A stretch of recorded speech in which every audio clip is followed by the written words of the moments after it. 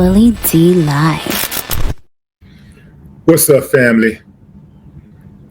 Man, be prepared to be P.O.'d, family. This is cold-blooded right here. Whistleblower claims Dallas hospitals kept kidneys from poor patients. Anybody surprised? Oh, fam, this is bad. This is bad. We got a whistleblower in Dallas who has filed a lawsuit containing disturbing allegations about the organ donation industry. Patrick Chase, kidney transplant program director at Parkland Health in Dallas, claimed that patients at his hospital, which generally serves a poor population, were passed over for a healthy organ in favor of patients at UT Southwestern Medical Center, which generally helps the affluent. Peter Horsky, an investigative reporter for the Washington Post, spoke to the Texas Standard about the allegations. And this is what Peter gathered from the whistleblower. He was the administrative director for the kidney transplant program at Parkland Hospital, and he noticed something that disturbed him quite a bit.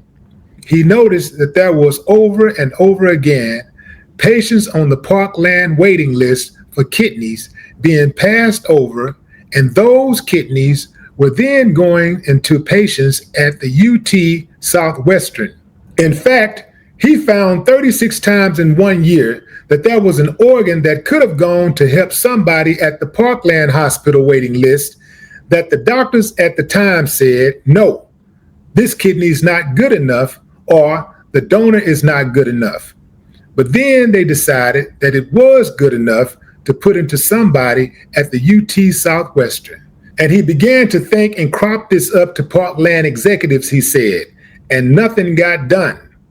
He also noticed that it was the same doctors were covering transplants at UT Southwestern and at Parkland. And they were the ones who were saying, on the one hand, this kidney is not good enough for the Parkland patient, but it is good enough for the UT Southwestern patient. The investigators then asked, who does Parkland serve? And he says that Parkland has more poor patients than any other hospital in Texas. Around 60-something% of them were either on Medicaid or they was just straight up charity cases that the hospital covered. And he talks about how does these entities benefit from these organ donations? How do they profit? And he said, obviously, the hospital makes money from doing transplants at their hospital. They also make a lot of money on testing. You have a bunch of uncivilized mutts working in healthcare. And it's not just on the donor side. They're all over. The primary way that these uncivilized mutts benefit in regards to this particular situation is, in their minds, we'd rather save an affluent life than a poor life. And plus, we can get some extra money because they got money, which means we can make more money. And then, when people got money, they trying to live, they'll go to any extent to preserve life. This is cold-blooded, fam. This is cold-blooded. Now you have to think to yourself how many of your relatives needed a kidney transplant and didn't get it because they gave it to somebody else. They were on the list. They were next in line.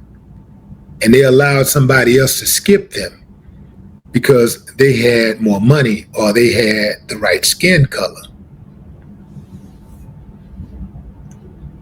Ooh-wee, man. That's cold-blooded. And just know that America is a cookie-cutter country. If major developers build a shopping strip in Houston, they're going to rinse and repeat in Dallas, Austin, San Antonio, Little Rock, Arkansas, Los Angeles, California. They're going to go on and on and on. Wherever there's money, they take the show on the road.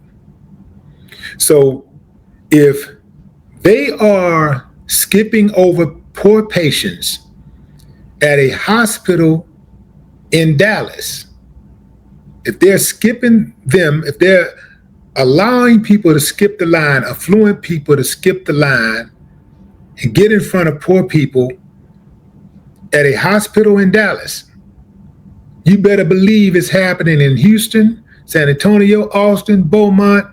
It's happening in Los Angeles, New York. It's happening in Vegas. It's happening all over this country.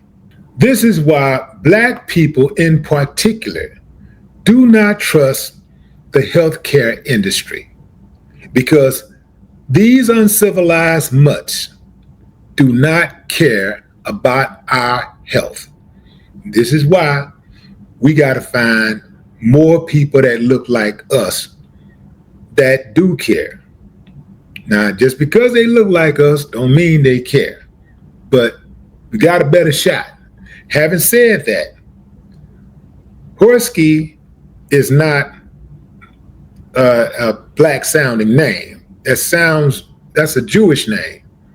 So it appears that this guy, is just one of those guys who took his job seriously. Like, yo, this is what I do. I'm a doctor for real. I'm a healer for real.